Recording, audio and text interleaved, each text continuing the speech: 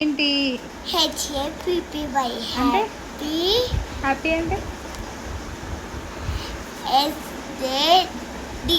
SAD sad అంటే CALM com com com అంటే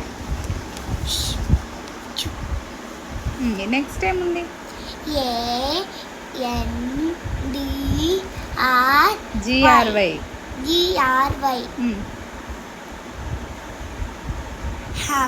angry angry అంటే కోపం.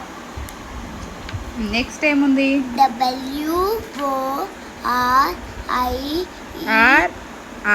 WORIED ఏంటిది వరీడ్ అంటే ఏంటిది ఏంటిది దానికి నవ్వుతారా వరీడ్కి ఎట్లా పెడతారు